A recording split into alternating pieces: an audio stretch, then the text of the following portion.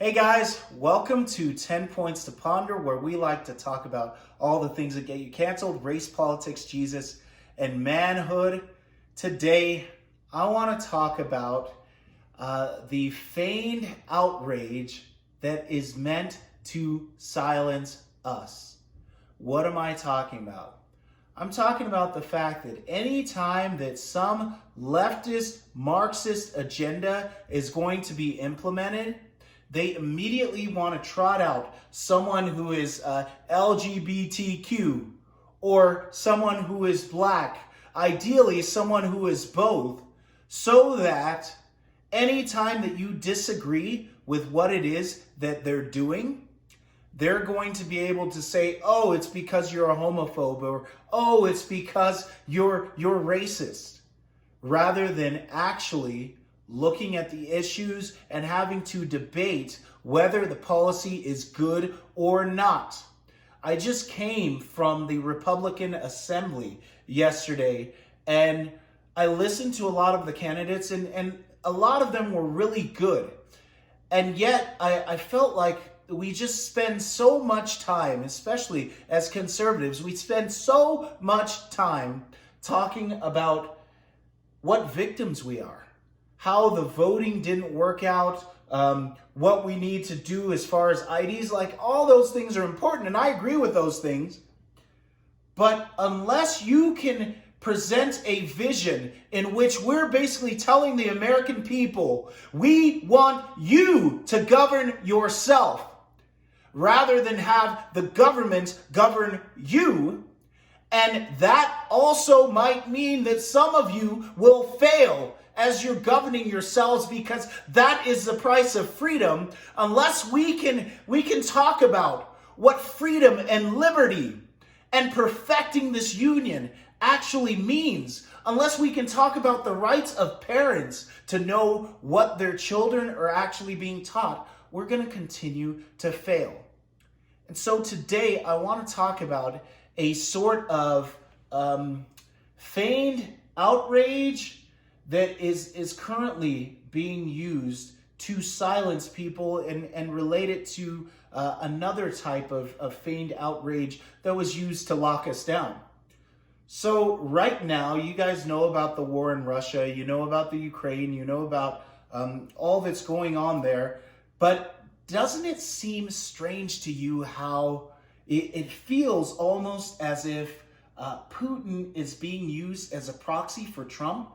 And so we have to hate Putin because he's another type of Trump, and so we have to headlong support the Ukraine in whatever it is that they want to do, despite the corruption, despite Hunter Biden, despite all the things that we know about the Ukraine and what was going on there, and how crooked it's been, and how it's been a puppet regime for the US and a puppet regime for Russia. And we're just supposed to headlong, like, support Ukraine, support Ukraine, support Ukraine. And if you don't support a foreign country like Ukraine, this is a kicker. Now you're being un-American. It's ridiculous. It's ridiculous, and it doesn't make sense, but I know exactly why it's being done. This feigned outrage, right? You're following or agreeing with Russian propaganda if you mention anything about Hunter Biden.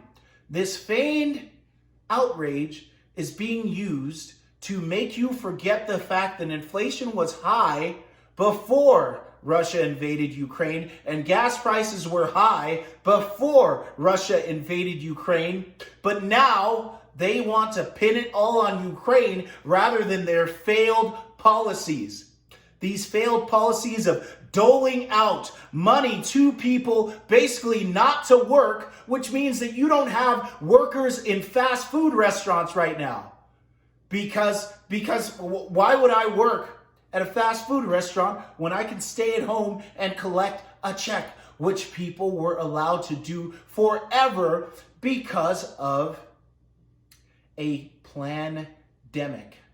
It's interesting to me how the same sort of talk about the Ukraine and saying that maybe, hey, we don't need to get into this war. We don't need to be more concerned about them than we need to be concerned about the U.S. is the same sort of talk that is now getting canceled.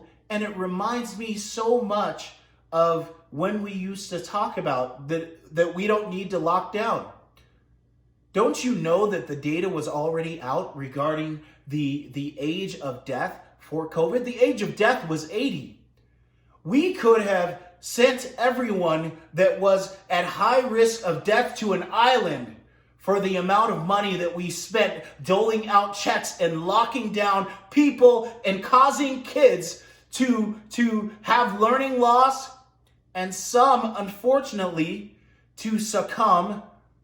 The same people that would have survived COVID, those people succumbed to overdose deaths because of despair and succumbed to suicide.